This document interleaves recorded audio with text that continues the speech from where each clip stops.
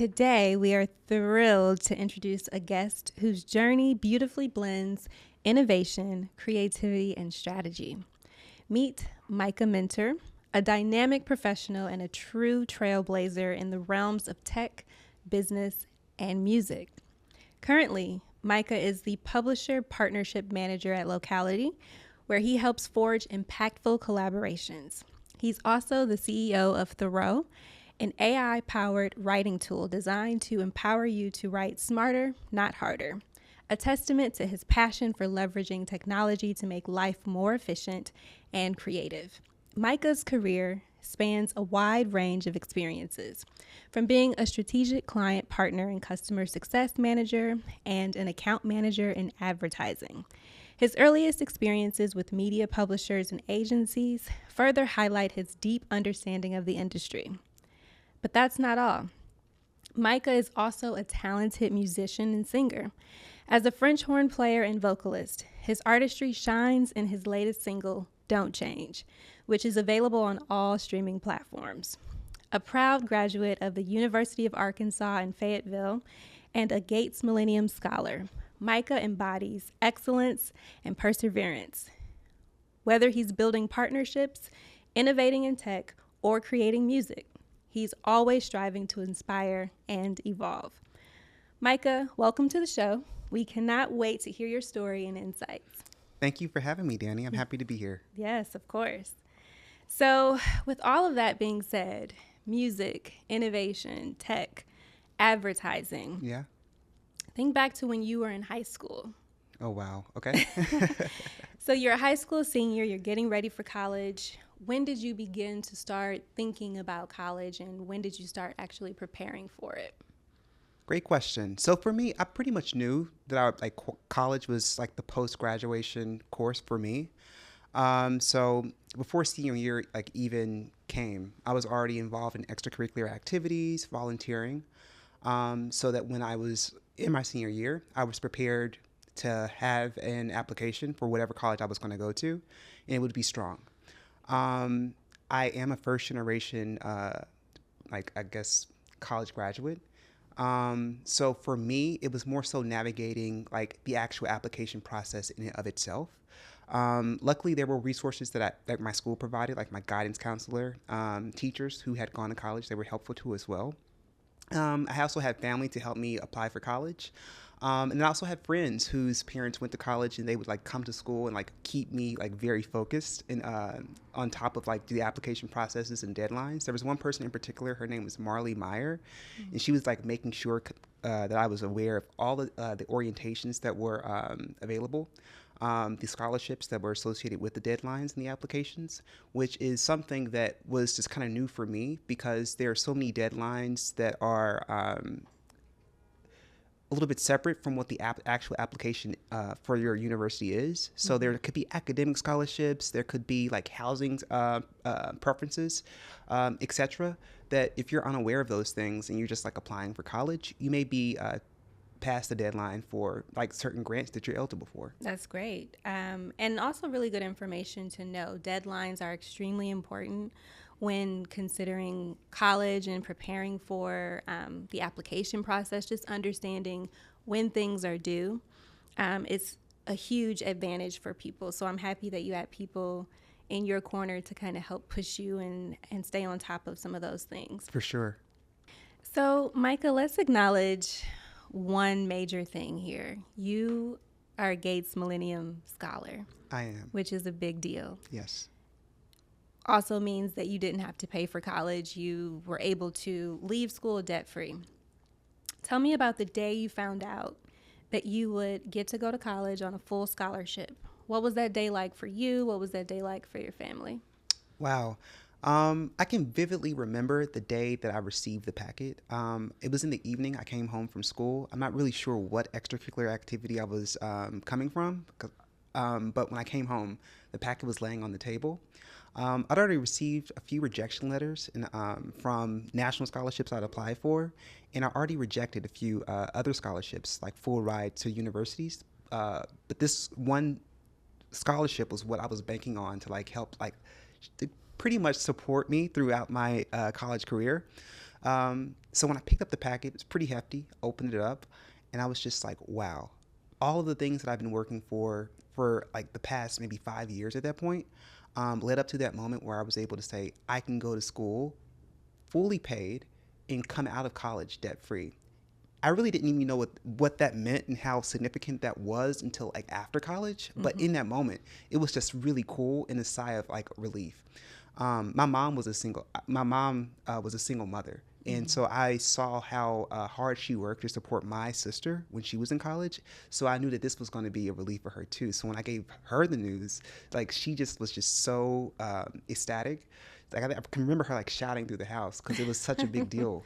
That's It huge. was huge for all Yeah. of us, and it even changed like my sense of awareness in terms of just like what it means to dream and believe and have faith in yourself, and to work hard and just be consistent and trust the process. And it also just sort of like changed the way that people dreamed and believed in themselves around me. Because in my area, I grew up in a really small town in Arkansas. So for a black guy to win a national scholarship at this scale, like a full paid scholarship, it was a big deal for the people in my community. That's awesome. Yeah.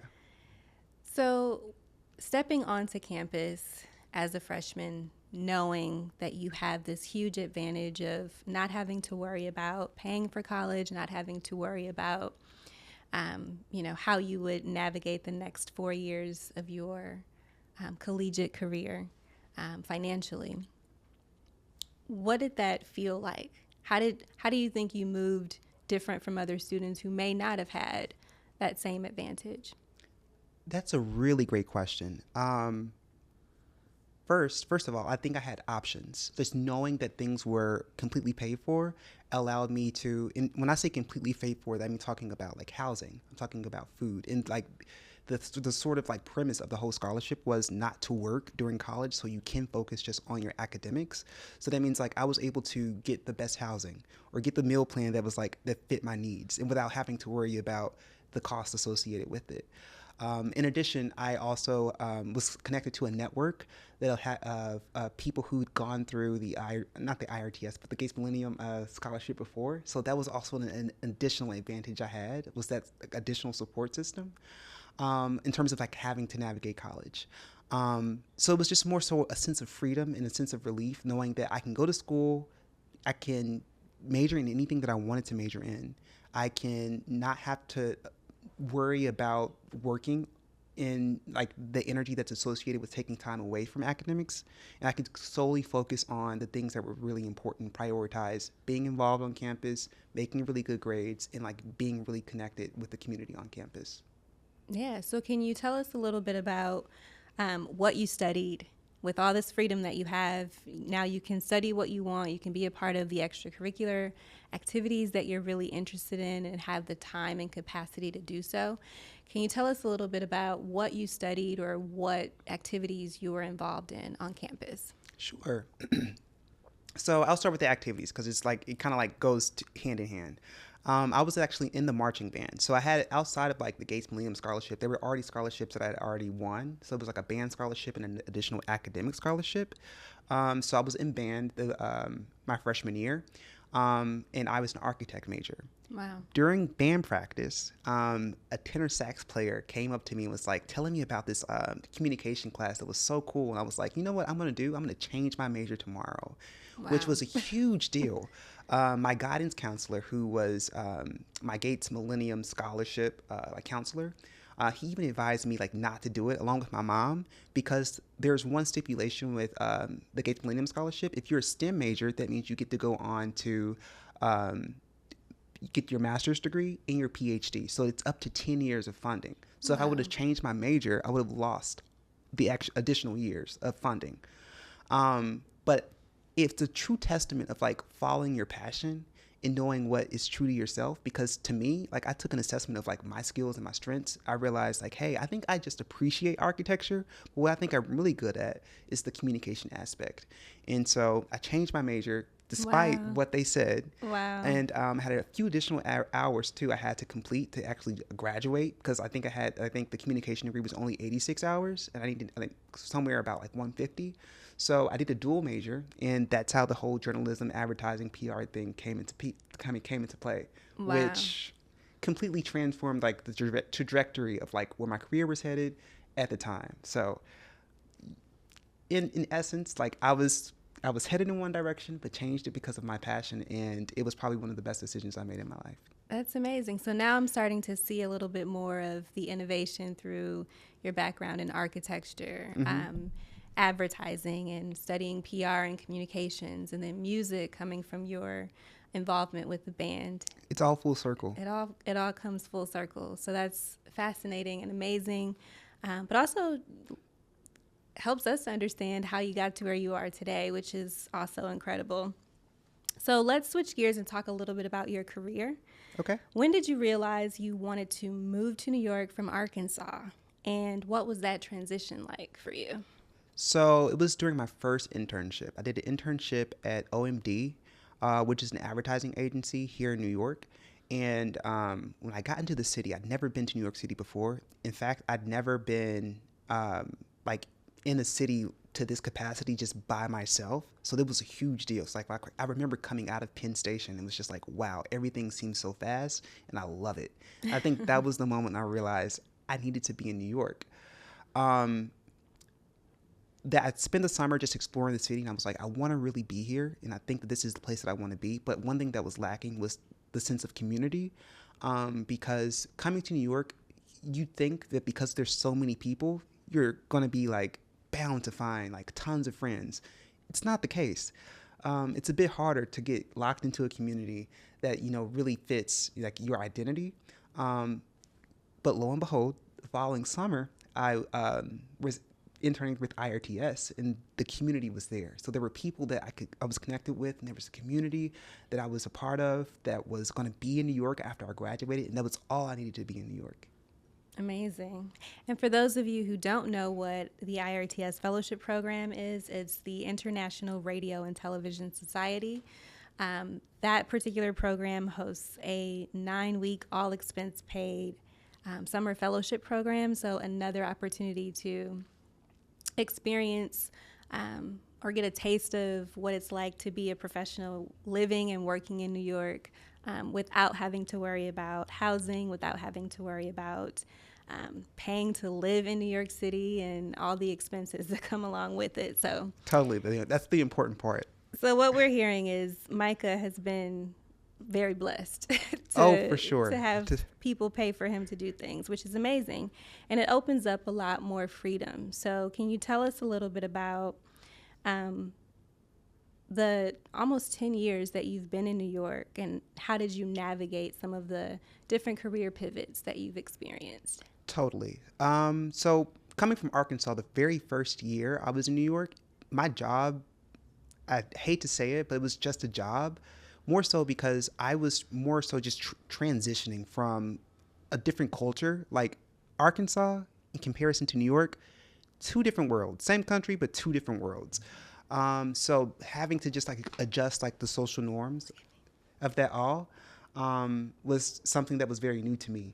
Um, I really didn't like start to like think of myself as a career person until like I needed to like start thinking about like how to upskill for like my next job and what the requirements were. And after I get out of this entry level role, where do I want to go? Because now like an entry level role, it places you in a position to be able to go into different many directions. But then like once you're at the end of like that sort of phase, it's like, okay, I have to be a little bit more decisive about like what the next thing is. One thing I wish I'd done before, or just during like my very first year, is continue to interview and really hone in on the interviewing skills. Like I'm good now, but had I just like taken that first year to continue to interview, continue to just explore, do informationals, and just see what's out there and learn more about like different possibilities, I think that would have like been really helpful and valuable as I've like matured in my career. I knew that I wanted. Let me take a step back. I was working at a larger company. My very first job was at a large media company, and I knew that I wanted at some point to work at a smaller company to learn just more about like the digital landscape that exists within advertising, to get like more hands-on skills about like how businesses operate Yeah. and how revenue is generated from different revenue sources.